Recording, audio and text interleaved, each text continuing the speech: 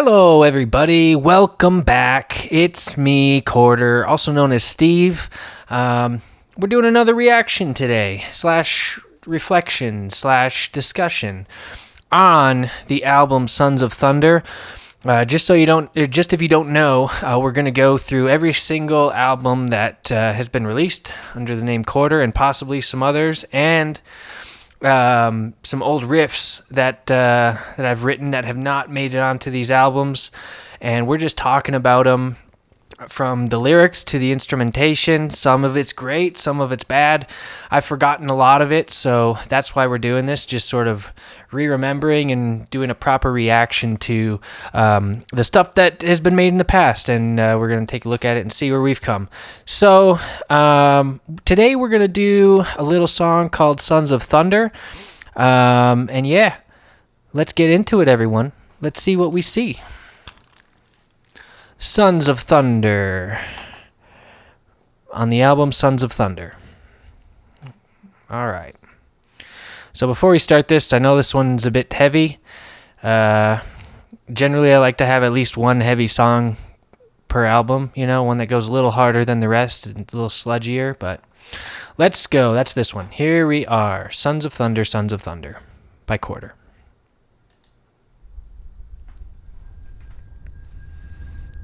Little ambiance with some fire. Should you not fear me?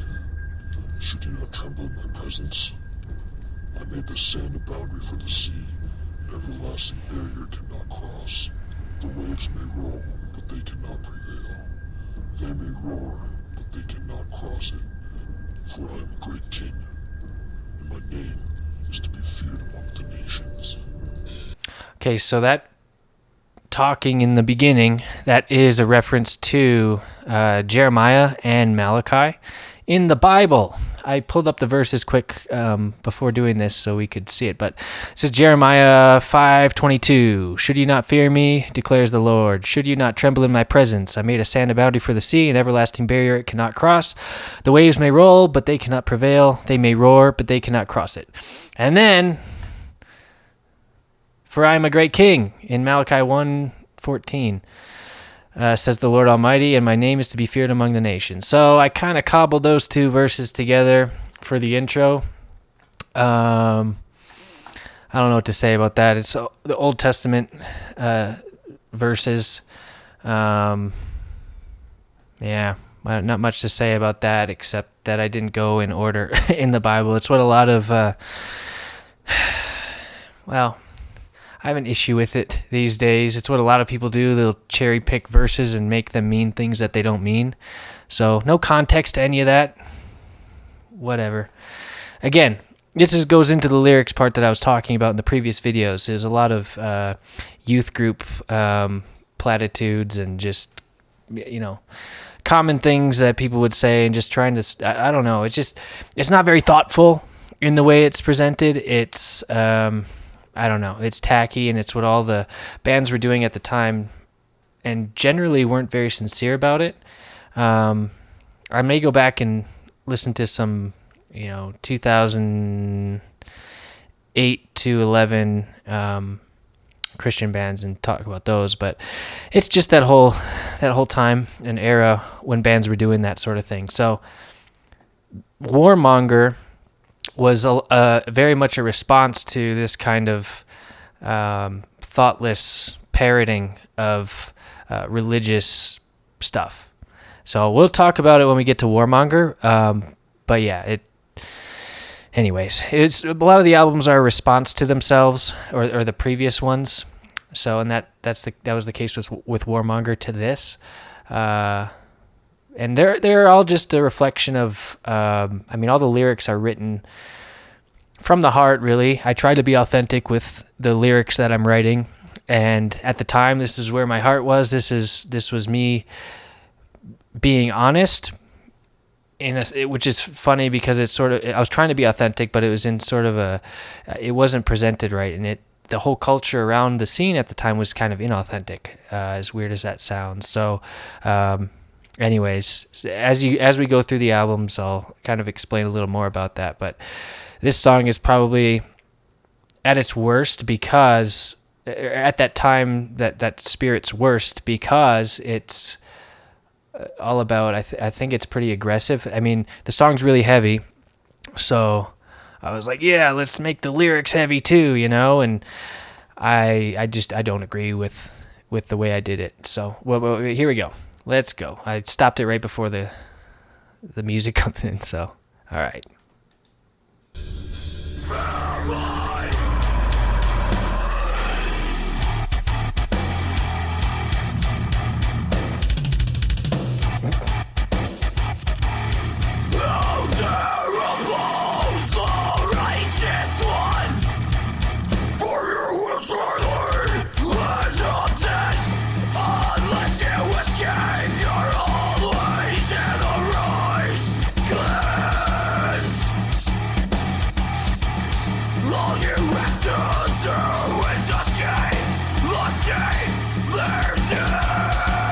Okay, music-wise, I mean, it's supposed to be heavy.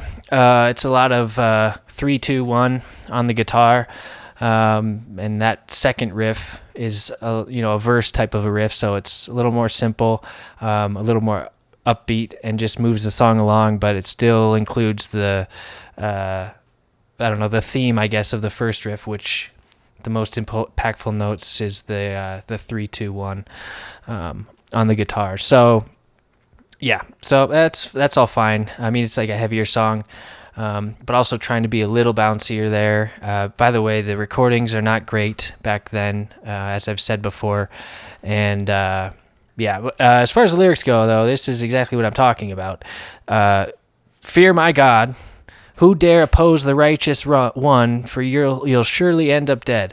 I mean, it's not like it. The second part of that is about redemption, but it's wrapped in this spirit of like anger. Not how do I put this? It's anger in the wrong places. It's like it's anger at sinners, essentially. Anger at the people that are doing the wrong thing. It's like a self-righteous type of a whole vibe we got going on here, and I don't like it. And it's what you find in a lot of that time's metal music was like, you'll end up dead, God's going to kill you, and you're going to die, that sort of thing. We see it with Impending Doom is a great example of a band that does it a lot. But, I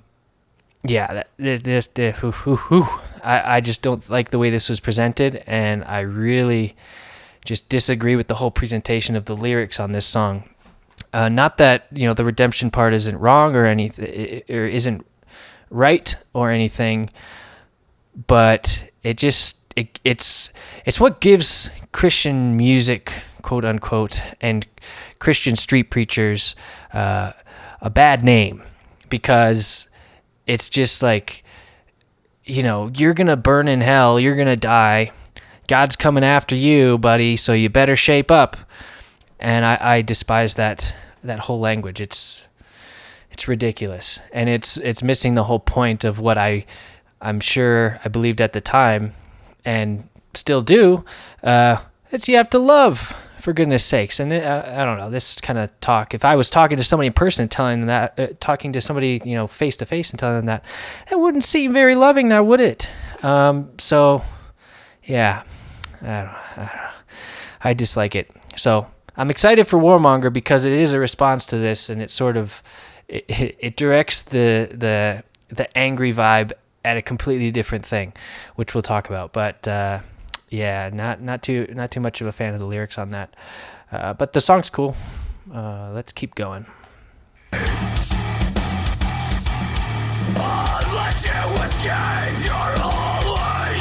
Still moving along.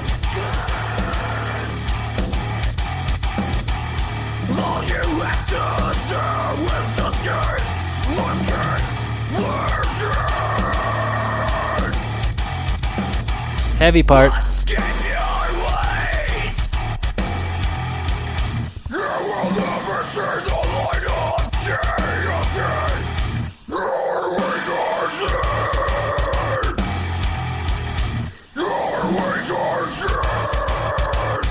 Okay, so in that part, that's like kind of, it's still sticking with the whole theme of the 3-2-1, but it's doing it in a heavy way, with a lot of stops and starts. The parts that were bent down were originally supposed to be a higher whammy bar type of like wow wow wow type of a thing, but it just didn't turn out when I was trying to record it. So we went with just some low bends instead.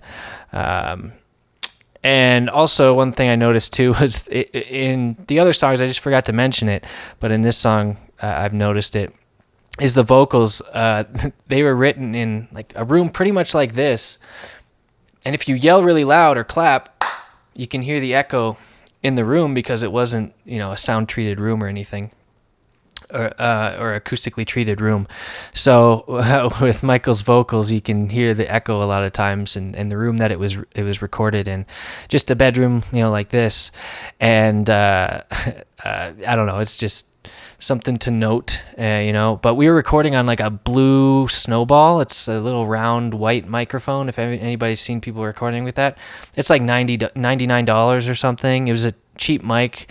And it was what I learned how to record on, when I was just messing around in my basement with Audacity. I was using this blue Snowball, and I figured, you know what, I got to make some music. Let's use it. And I think I could be wrong on this, but at one point I was recording the guitar. I was miking up the speaker for my guitar cab with that microphone and recording it that way. But I think I switched to directly using the Pod HD500 into the computer to record the guitar here. I may have, but I'm not sure. I can't quite remember if I had switched doing that or not or what. But anyways, with a Snowball microphone, so no SM7Bs or anything nice. So anyways, let's continue. I don't know what's coming up. We'll see. Everything is trashing all around me. That's right.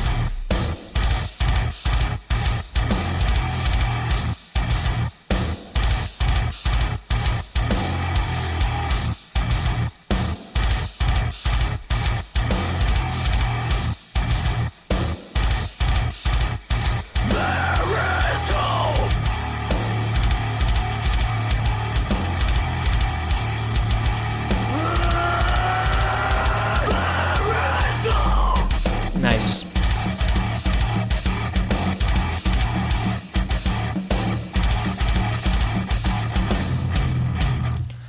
Nice. That last part's fun. That was a that was a riff that was really fun to play live. Well, that whole song, but I mean the rest is kind of sludgy, and it's fine. But that end part when it gets a bit more bouncy, that was really fun to play live. And and also note the lyrics. They said there is hope. All right, I like that. We're getting closer here to how we should be doing. So the heart was in the right place. It just was overcome by the religiosity of of religion at the time. So yeah, I don't know how I feel about that. Actually, I do know how I feel about it. I don't like it.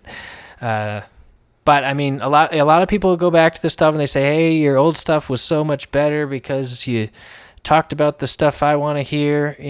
Everyone's in different places, so if it helps you out, great. If it makes people more hateful, though, I'm sorry for that. I hope it doesn't. I hope that everything that was said in these songs back in the day is what you remember, and all the stuff that's garbage can just be thrown on out. So hopefully it can inspire you to love and just inspire you in the right ways. But yeah, overall, it's a fun song. It's like an interlude, sort of a middle of the album type of a song. We wanted to do a heavy one, and there it is. You'll also see that in Warmonger and The Experiment, and even Awake.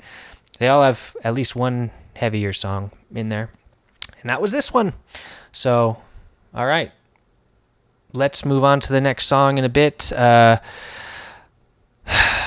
hope you all have just a wonderful night, wonderful day, wonderful morning, wonderful everything. Go in love. And you know what? Keep commenting. I appreciate the comments that I've gotten so far.